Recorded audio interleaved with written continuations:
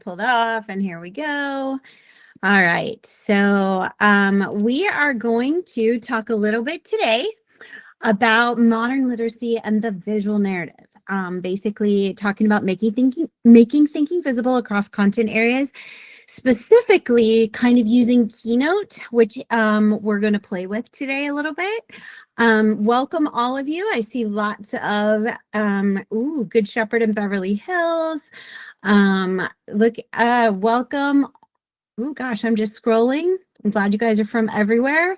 I actually used to live in LA a long time ago, so it's so fun to know that you guys are over there, and I get to talk to you today, or to be with you today.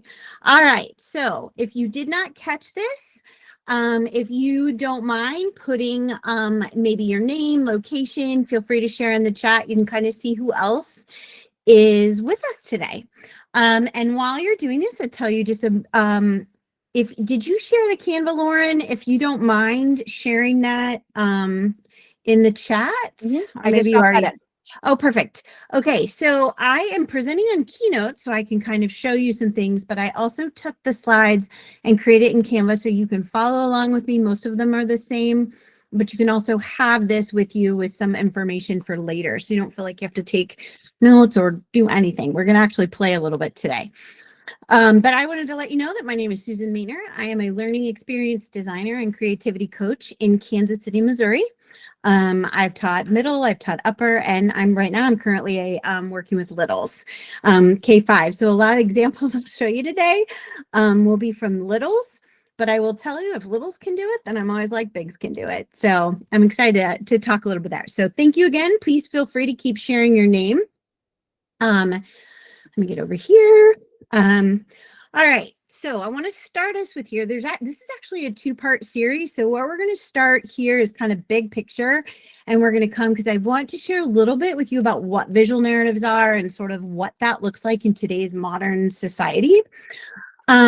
But this is something that I've kind of uncovered in all of my years with working with one-to-one iPad and mobile learning and kids creating on iPad, is when we imagine magnificent things, create for impact, and share with delight, we experience firsthand the most glorious stories made known. And I've had the opportunity to sort of see when kids are creating stories and putting them out there, and through pictures, through video, through animation, it's kind of an incredible thing. So that kind of in mind, so maybe picture some of your kids in your classes and sort of picture like they're your creators, they're your storytellers that are moving the story forward. So first, I just want to kind of set with a quick definition of sort of what a visual narrative is, because if you've heard visual storytelling or any of digital storytelling, it's all relatively the same. But sometimes when we think about storytelling, we think, well, that's just for English class, or just for, in a class that's not, science is full of narrative, and so is social studies and all of that. So kind of thought if we talk about narrative in general, the visual narratives is that act of telling a story either through images, film, comics. Today, we're actually going to play a little bit with animation. But to get the idea is like when you think about your content area and you think about, gosh, there's story everywhere. What's the narrative of the water cycle? What is the narrative of, something that happened in history, past to present? All right. And again, I'm presenting on Keynote. Who's played with Keynote? If anybody wants to throw in the chat to say yes, hands up, or thumbs up, if you've had a chance to play with Keynote and some of the magic, it's one of my favorites to play with and create with. So if you want to, okay, all right. Well, we're gonna have a little bit of both. Everybody's probably on a different, on a continuum. One quick question for you all, and if you want to share this in the chat, Ms. Columbus, okay, I see you. When we talk about, we just mentioned visual narrative, and we mentioned anything from comics to film. Where is a visual narrative you've seen in your world, at school, at home, in the last week or so? Anything that you've seen where you see a story, a narrative in visual form. Doesn't have to be a film. It could be a picture, could be something. So if you want to share if you've seen it, share that in the chat, and then we will kind of wrap our heads around what are we actually talking about. All right, so I'm going to share just a minute about visual narratives and what impact they can have on student learning. And I had so much fun thinking about this because when I think about learning, I think of head, heart, hands. And when you think about a visual narrative, the head part is, hey, we are learning how to sequence a story, we're learning how to reason, we're learning how to design transitions, we're doing all of that, and we are actually learning and thinking more deeply about our content. There was a study done years, not too long ago, by Brain Rules, that images are processed 60,000 times faster than text. So when we think about kids and the way they're gonna like wrestle with complex information, they are, when you take an image with words and combine them together, that actually helps information be retrieved faster and better understand. And then when you put them in the creator seat, that's when they learn how to create these, they're creating and problem solving and doing all of those things that they might resist when you give them a piece of paper and a pencil, but the opportunity to think, what is the story? What is the sequence? So there's a lot of cognitive benefits. It's also very inclusive when you think about your visual narratives. Think about your students who are maybe more neurodiverse and struggle to get started in their writing. When you suddenly combine images in that and whatever that might be, suddenly they're thinking differently because they're able to see it. About 65% of people often think in pictures rather than words. So giving them the opportunity to play with deeper understanding. Oh, good. My earbook. Nice job. Good job, Brian.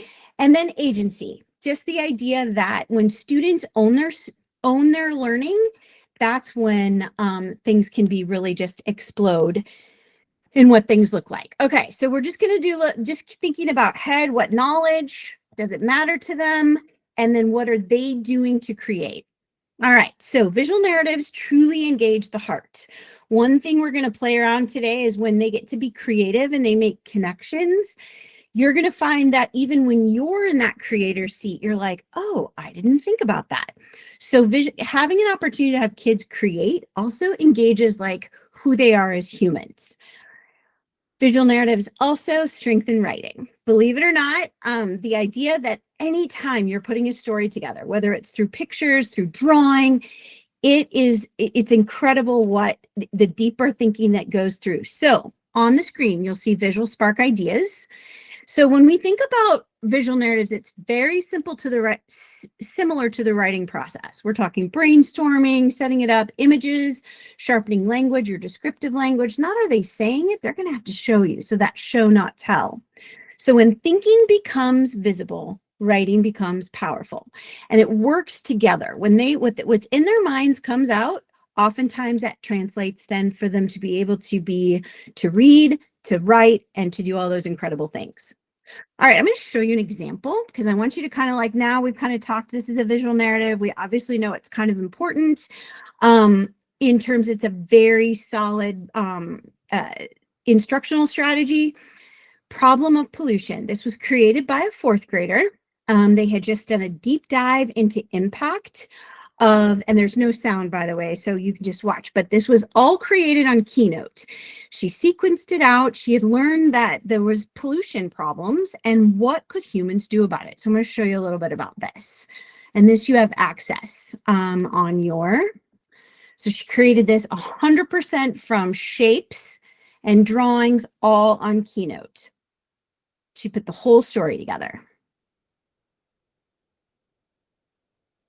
And there is no sound.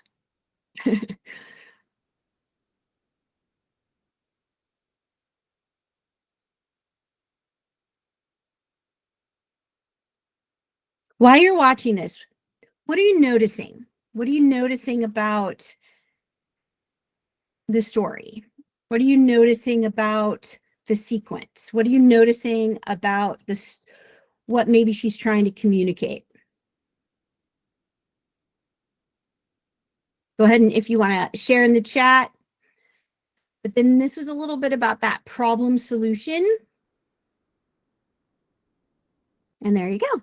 So that, again, that was a fourth grader. So if you teach elementary school, there's lots of great things that you can think about. That was basically rooted in sort of some science and ELA. The ability to be able to track it out, to tell that story and create it in animation. This was created by kindergartners. And this is, again, all on Keynote, all on animation. And we're gonna work together in a minute to do it. But they learned how worms help the environment. So these littles put this, I actually helped them put together with the transition. There were 4 or 5 little guys, and they each made a slide to tell the story. And so then I just edited it together for them. So they learned that the importance of how they help the environment. So they drew that, they put it together. This one is the cutest. And again, this adds an element of voice. And this is, again, some kindergarten. So again, show you what the littles can do. Big ones can do it too. This is actually stop motion, which is something we're going to get into in the second one. But it's the story. It's the ability to be able to bring in whatever technology you have or you feel comfortable with and be able to use it to create a visual narrative.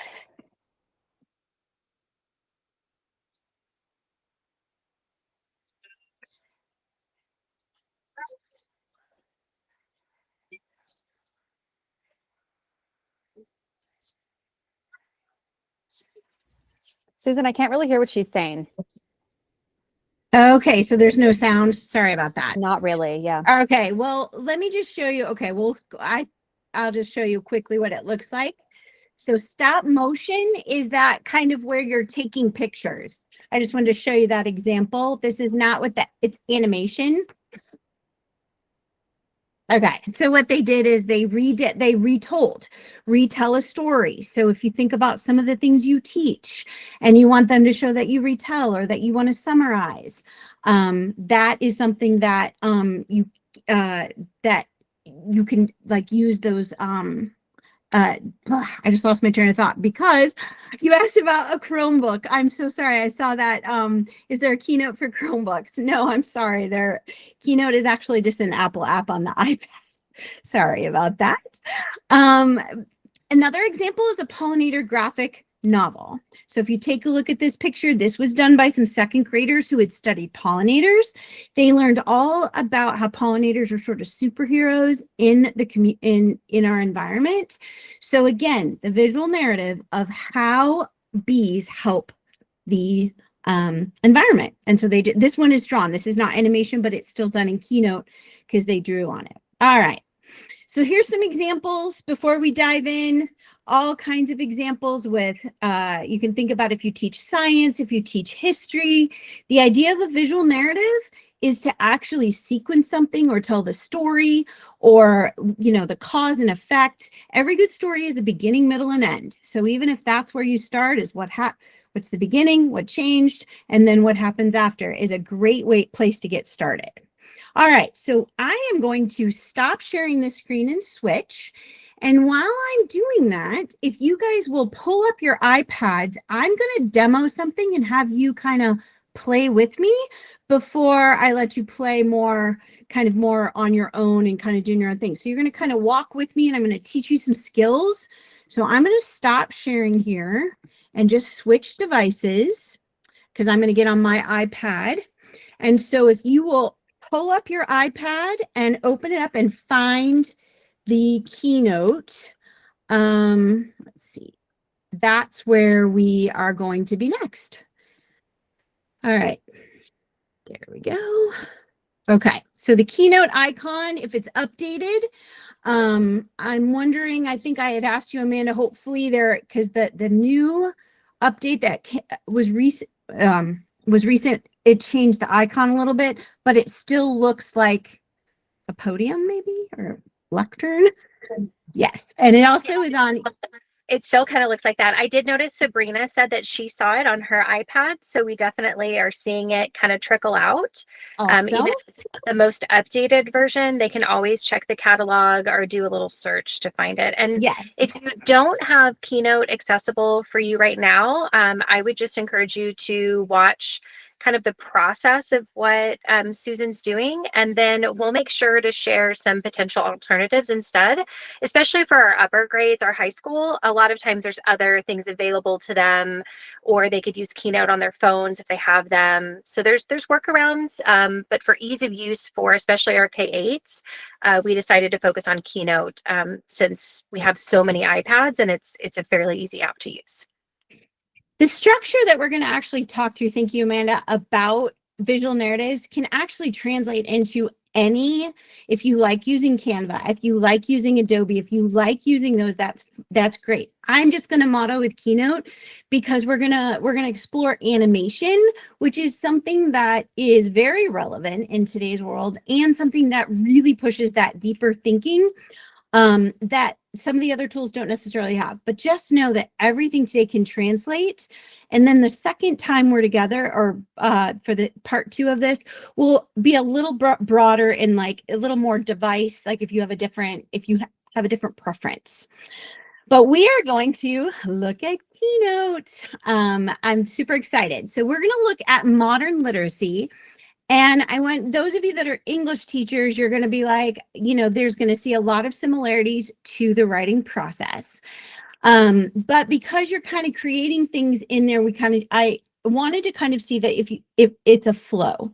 And when you think about a movie that's been made or a TV show, there's still all of this process of, I got to brainstorm an idea, I got to create some things, and then I got to put it together, and then I revise it, and then I show it. So it's very similar to typically writing that good old-fashioned essay that I know I grew up writing that essay. All right, so one quick question I did see. I love Keynote on the Mac. It's going to look a little different because I'm going to show you Keynote on the iPad. And there's a couple difference between the iOS and the Mac, but you can do this on either one for sure. It's just a couple little changes here and there. All right, so the first thing we're going to play with is understand and make meaning of the story. The example I'm going to do with you all today is how many, and I'm going to just do this because I was thinking about the worms. I want you guys to picture a pollinator in your mind, like a butterfly or a bee. I'll give you guys can choose between butterfly and bee. And we're going to show, I'm going to demo for you what pollination looks like and how we can do it in an animated form. Good job. All right. So what I'm going to do is I'm going to swipe up out of this. Oops, didn't mean to do that. Swipe out of that for a minute. And this, I'm going to go right here to, I'm going to open you up here because I want to teach you guys how to open up Keynote. So if you go ahead and press your Keynote, which is right here, all right, so you see kind of your Keynote, go ahead and open that up and you will see choose a theme, recent. I'm going to pause to make sure everybody gets to that spot. And you should see that you should see a big blue button that says choose a theme. If anyone is stuck, let's see, sorry. Okay, so we are going to click choose a theme. All right, now Keynote has a lot of themes. When I encourage kids to create or teachers or to create, we don't really look at any of these down here at the bottom. If you can see these down here, we go to straight up basic white. So if you want to go ahead and choose basic white, and again, you can either watch me and do this, or we can, I kind of wanted you to walk with me, and as you do it, you'll gain some confidence.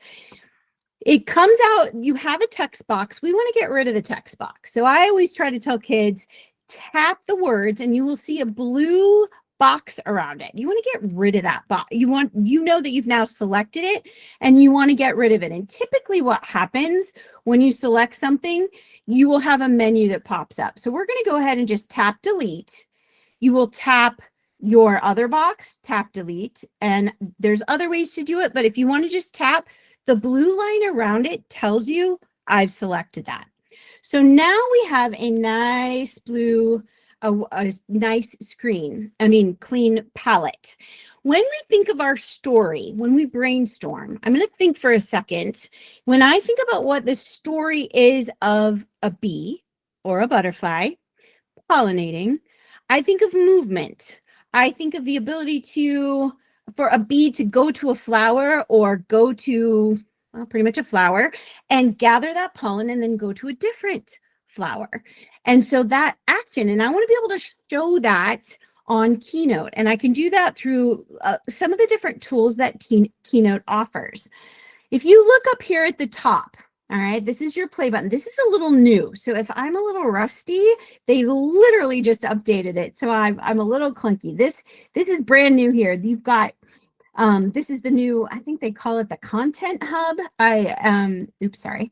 All right, so here's where we have all of our menus and all the things. The paintbrush this is your ad right here with the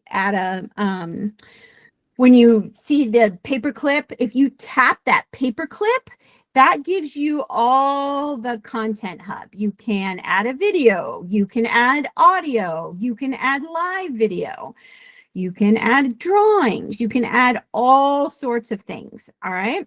You can also add right here, if you see these shapes right here, oops, sorry. These shapes right here, you can tap that. You can add text boxes. You have a ton of shapes to choose from. For right now, I want you to go to, if you'll tap right here where it's the shape, we're going to learn how to add a shape. We're going to hit Browse Content Hub.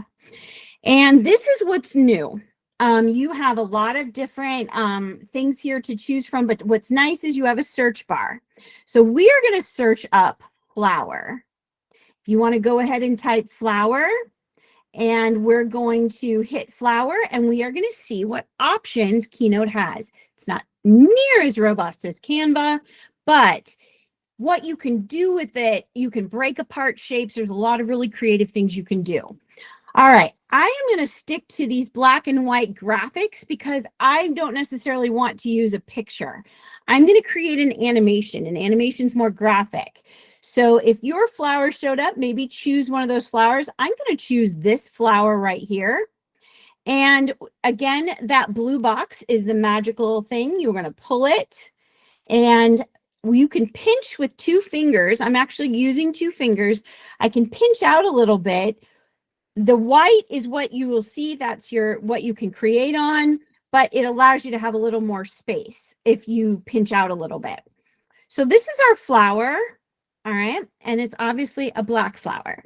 So what I was saying earlier, and then I got distracted by the paperclip, we're going to go over to the paintbrush. The paintbrush allows you to change colors, to do anything you want. So we're going to hit the paintbrush. And when you hit the paintbrush, you have 3 different choices up here for menus. Color, if you hit text, obviously that's text if you added text. And then this is a whole nother conversation at some point, but it has to do with how you move things around. So we're going to stay with style and we're going to pick a color. Pick a color for your flower. If you tap on fill, you can choose, you have a lot of colors to choose from. You can choose gradients, all of that. So go ahead and choose, oops, sorry about that.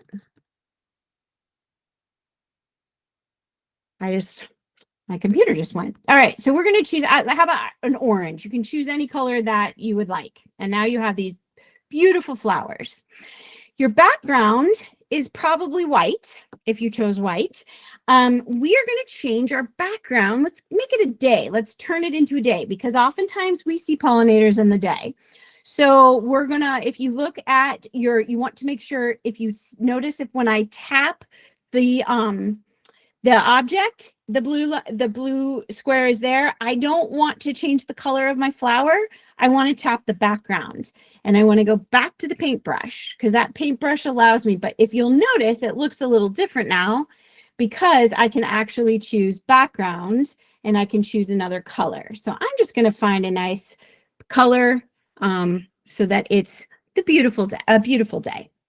All right, now I can adjust by moving the size here. I can use my fingers to move around. I'm going to pinch out a little bit. I need to go find a B.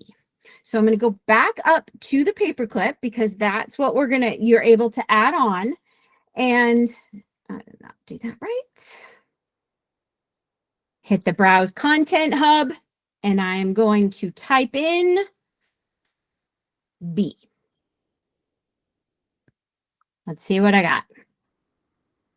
All right, so I have lots of choices. I have some of these kind of the black and white one, or the basic graphic shapes. Scroll down, you have lots of pictures. So if you start thinking about visual narratives and you just want kids to use photos, you got lots of photos to choose from as well. And then if you keep on going, you've got all these kind of like more interesting, different types of graphics that you can choose from. For now, on the sake of time, I am just going to choose this black and white one. And I am going to change the color just like we did last time. I'm not going to make it too fancy, but we're going to make a yellow bee. All right. So now here comes the fun part. We are going to learn what is called a path. And this is what you're going to be able to kind of practice on your own. I have this flower and I have this bee, and they're not moving. So we're going to move the bee off, and we're going to put it off the screen. You know, we're going to have it fly into the screen. And again, we can make it bigger, we can make it smaller. I'm trying to think what size it should be, maybe a little smaller. Maybe I'll make my flowers a little bigger. So now that we have this bee, I need to rotate it because it's standing straight up and I kind of want it to turn. So I'm going to hit my paintbrush again, and this time I'm going to hit Arrange. And this is where you can start to rotate. You can see things like I can change the position, and I'm going to hit Rotate, and I'm going to rotate it a little bit.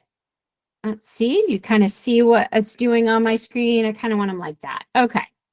All right, so now I've got them in the right position. Now I'm going to add some animation. And when you do animation, if you want to go ahead and try this, if you have something on there or just watch, I'm going to click the bee. And when I click the bee and the blue square shows, I again have a menu to choose from. And I'm going to go to the little end caret and open it up. And it gives me a bunch more options. One of them being Animate, which is right down here. All right. So we're going to click Animate. And now we're in a new window. This new window has some choices down here. In a typical Keynote, and kids love to do this, they'll do the build-in, which is like a fire or something, like kind of the typical animations. But we can customize this animation to do whatever we want it to do by going to the middle one that says Add Action. So we're going to add an action, and we are going to create a path.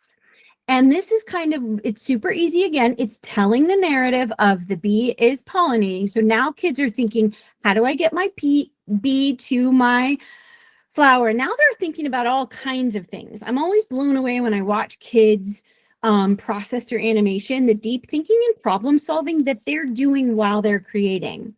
So we are going to hit Create Path. I'm going to scroll out so you can see this. If you notice, there is a red square now and a dot. I now can create my animation. Notice the bottom, and I am going to make my bee fly up to my flower. And now I can see that my bee is moving. If I don't, I'm so sorry, it keeps going to sleep. I apologize. All right. Now that I have my bee over here, I now have this path. If I like it, I can keep it. I can start over. I'm going to go ahead and tap Done. And now I have a motion path that I can tap on and customize. It always goes a duration of whatever time based on my finger and doing it, but I can adjust it by time by hitting the duration. I'm just using the slider. I can also decide whether or not to redraw the path if I want to. So I'm going to first look and see what my path looks like right now. I'm going to test it, and there's my bee. And he moves all by himself. All I did was tap it. So I'm thinking to myself, I'm going to look at that. And I'm like, the bee doesn't look very natural. So one thing that the kids love to do or that you think about to do is you can actually align your object to a path. So now I have an option to try that. And now I'm going to test that. Let's see what it looks like. Well, now the bee looks a little bit more like a bee, you know, and it can kind of do its thing. And again, I can adjust time, space, all those things. All right. I'm going to stop right here. And I want you all, let's see, I'm going to stop that. I'm going to stop. I would love for you all to try this on your own with potentially a content. I'm going to go back to want you to try with something that you have on your own have like a content that you've done.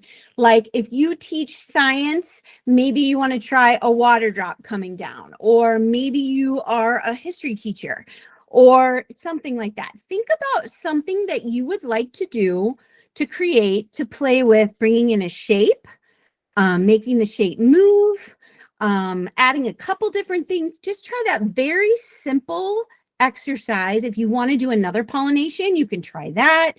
We'll take about 10-15 minutes. I want you to practice. I'm right here.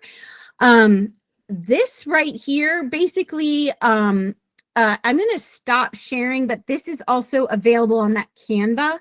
And the reason I share just so I can see your faces. So I'm going to go ahead and stop sharing. However, you guys have the directions in front of you. And so what I'm going to do is, if you want to try it, I'm happy to demo again if you need it, but maybe try to go back to the beginning and open a new slideshow, put on a shape, make the shape move. And then once you start to feel like, oh, I got this, then you can begin adding more and more. So are there any questions? Feel free to put them in the chat. I am right here to answer any questions. I can jump on to demo anything for you. So let's take 10 minutes or so, 15 minutes, and let's see what you can create.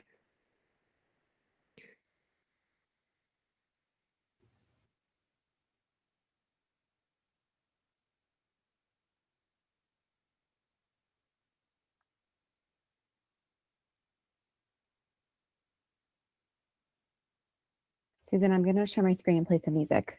Yes, that would be great. And again, I'm watching you guys, and let me know if you need anything.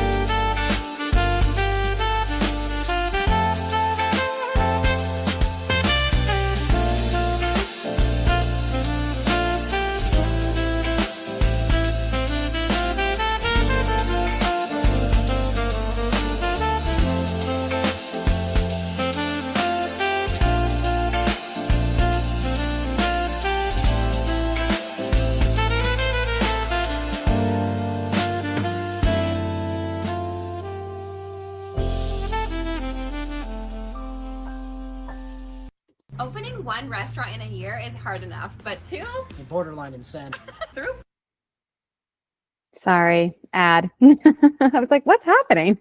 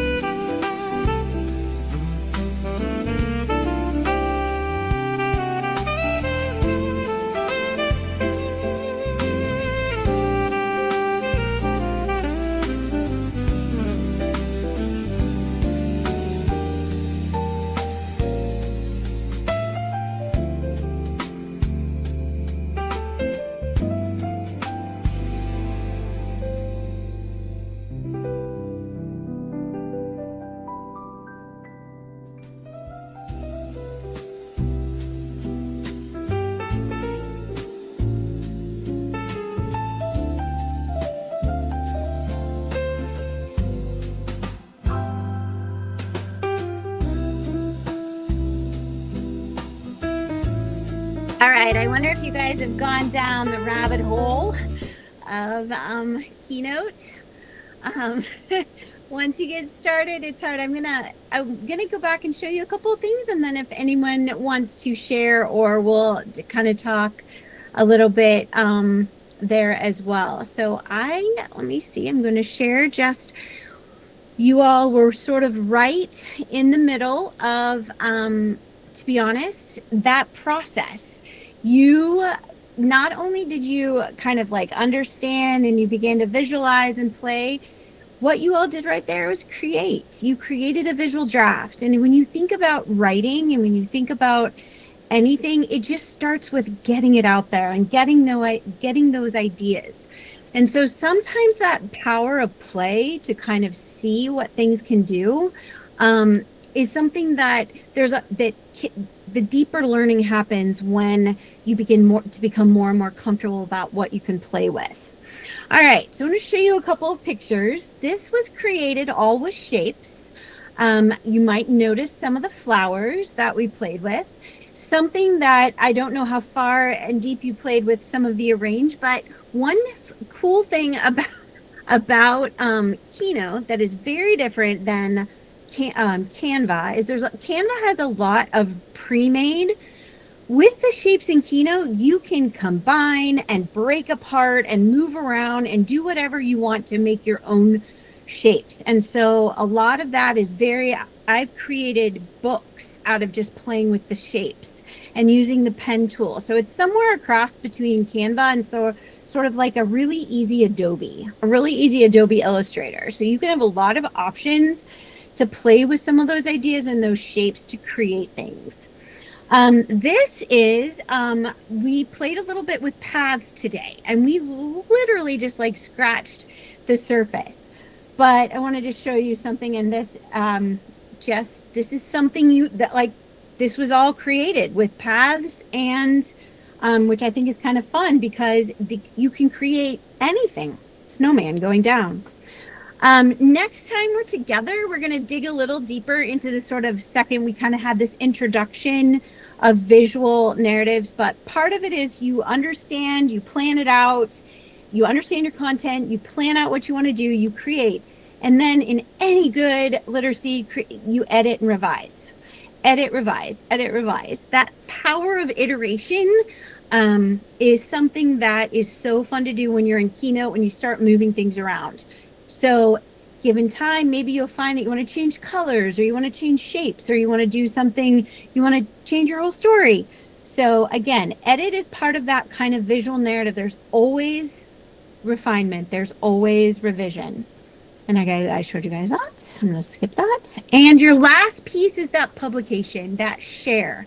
And that's something we're going to go much deeper into next time is like, how do you really make impact? Today we played. Now, how do we craft something that kids are really thinking about their audience, thinking about what they're going to say, what message are they going to convey? All right. So if you guys are up for it, if there's anyone, we have about 10-ish minutes left. Is there anybody, I want you to think for a second, would anybody willing to share what they've done? Because I can come off and you want to share what they created.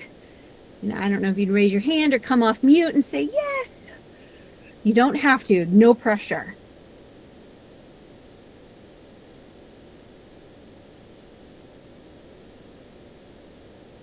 Okay.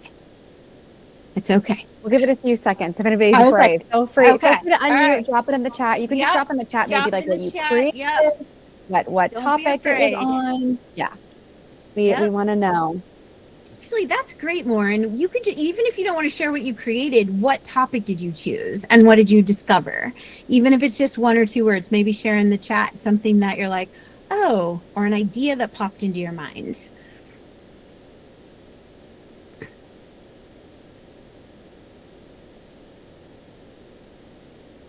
Okay, nice. I like that. I see a little weather cloud covering the stars. You could show all about, oh, that's a lot of great ideas. Sparks ideas in my mind. It's very on theme with the weather we're having in California this Okay. whole week. Has it been cold and rainy or cloudy? Yeah. Okay. Yeah. I Cloudy, know. rainy. Oh, yeah. All right. I'm going to ask another question. Feel free to answer that one if you want to share. But on the screen, you see 3 questions. I actually want to just focus on the middle one. Very good. I was just going to ask. Thank you, Norma. I was going to say, what students would benefit most from this approach? The ability to take a story or take a concept or take an idea and animate it or tell it in a way that is not the typical way. Yes, physical stop motion. I have a lot of our 4th graders love it. High schoolers love it. Well, actually, I don't know about high school, but middle schoolers love it. But yes, stop motion is super fun. And I think I showed you a short example, but you can create out of paper and all those kinds of things. Nice. Digital media class. Yes. Victoria, excellent. The idea to just be able to think about an idea, you know, sometimes, okay, nice job. Thanks, Amanda. Kind of that ability to suddenly you put a pencil in a student's hand and they're like, you know, their mind goes blank. So sometimes it's the idea to play. All right, I'm going to have one more. What is something, if you guys would share, what's one writing or even exclamation, what's something you could do to redesign that something you're planning in the next day or next couple of weeks, some little shift you could do, something short. If you wanting to share, that would be great. All right, Robin. Okay, an older Mac. Okay. You know what? I wonder what you have, because sometimes it's not going to have what I probably showed you, but you should be able to do a shape. And up at the top on your Mac, you can actually show, it'll have animate, and it's not quite as umphy, but it's been around a while. So I think, keep playing with that. I know my kids say all the time, or when I work with students, they're like, why can't I want to make it like this and I want to make it like that. So, oh, good. Draw a setting from the novel with movement. That is awesome. That is great. That gives me an idea. You could do like, what is the setting at the beginning and how did it change later? Lots of cool stuff. Nice.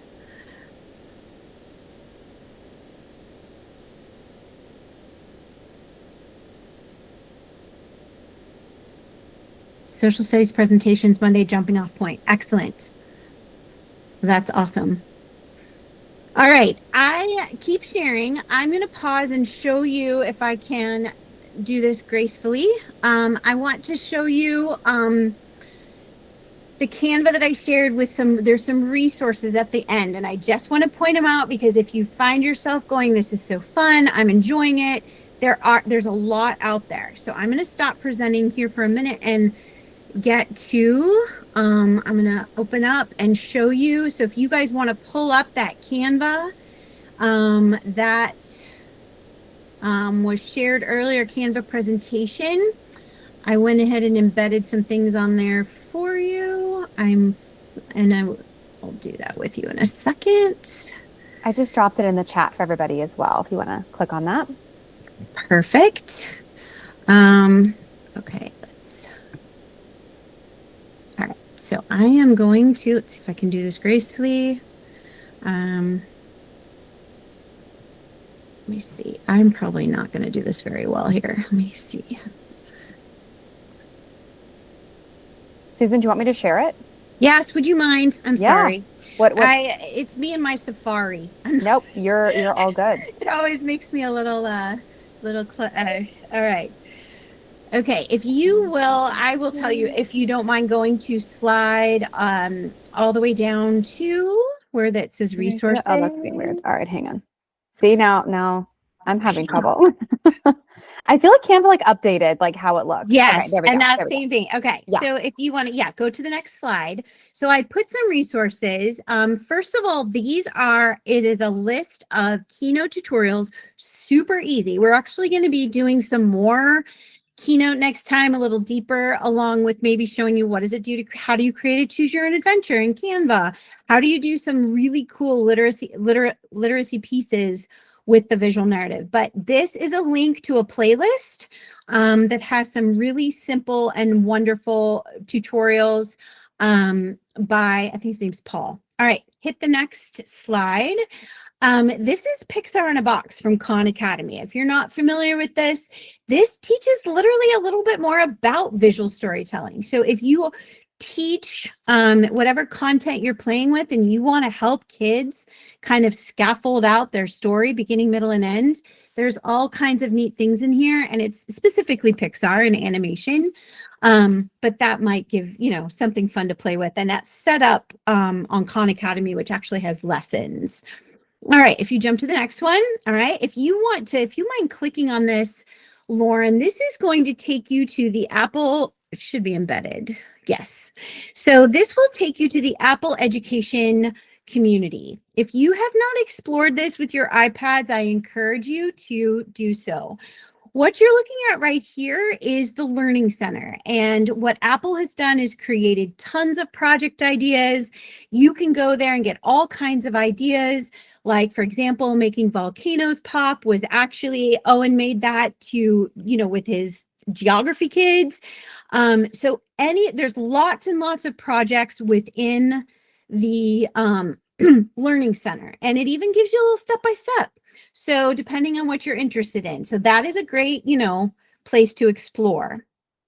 Lauren, if you will go back to the Canva. Oh, there you are. Okay. This now is also part of the Apple Education, but this is the forum, which is a little bit like going to Disneyland for educators. Why don't you hit any of those? Those are 4 of them. They all have ideas. They're going to take you to, if you click them in the forum, and if you notice at the top, you see Learning Center where we just were with tutorials, but the forum is where educators and all of you can join if you want to. It's not, you have to actually, Apple's pretty private, so you have to log in. They have some public facing, but if you want to respond or post, you have to use your Apple ID. But I listed 4 that kind of connect to Keynote in some way.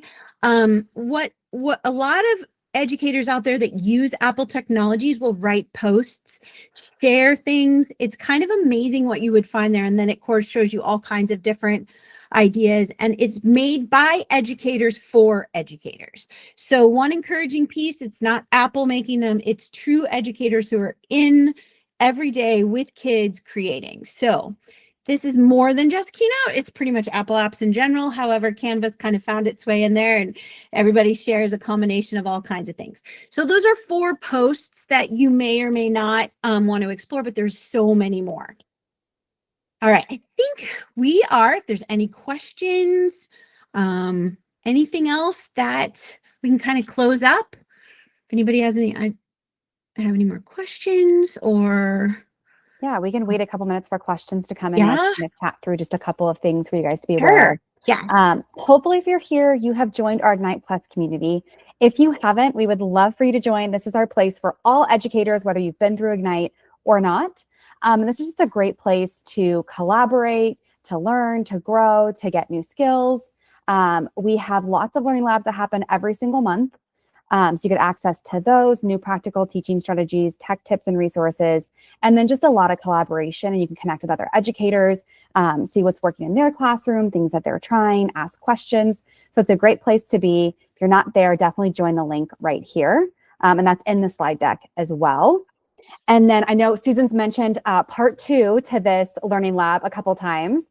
She'll be hosting this one on March 18th, same time, 3:30 to 4:30. And in this learning lab, we're really going to dive deeper.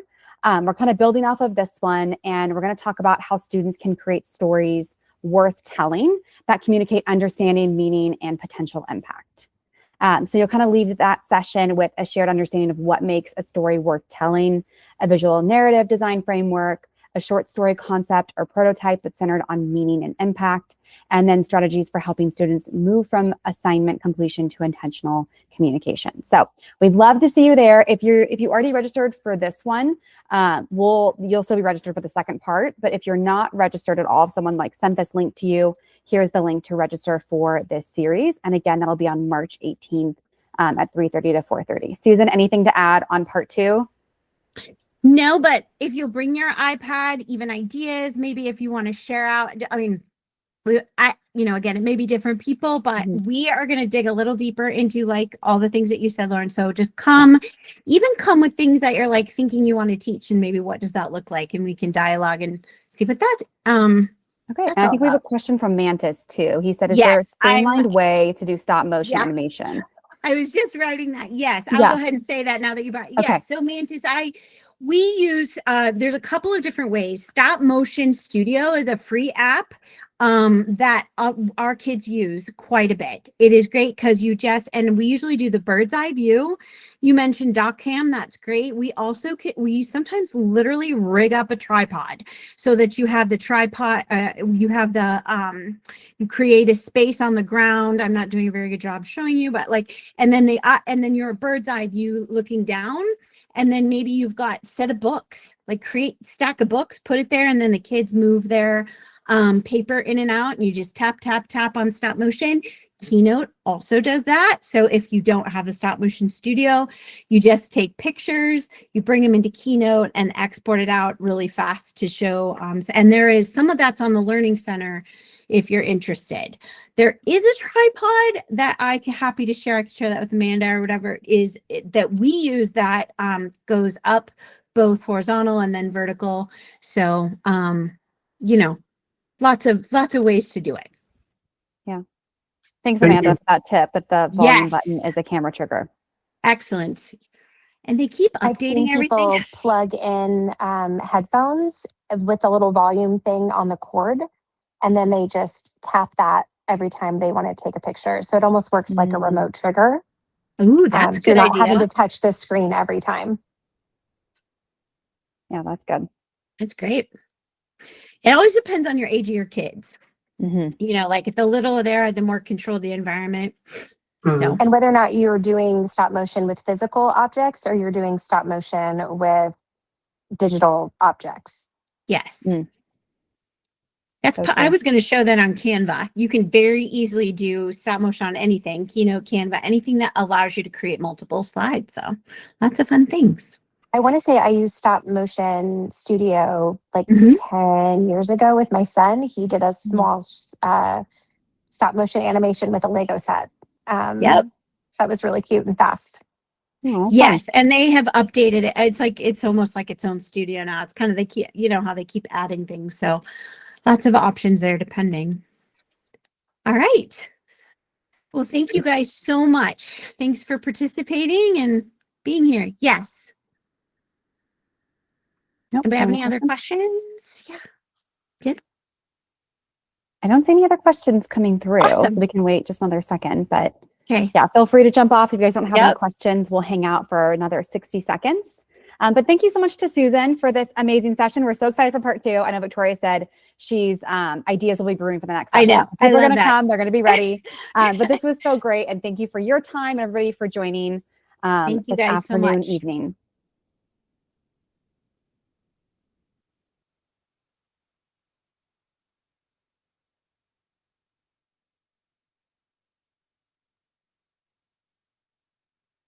Okay, I'm going to go ahead and end the recording. Awesome.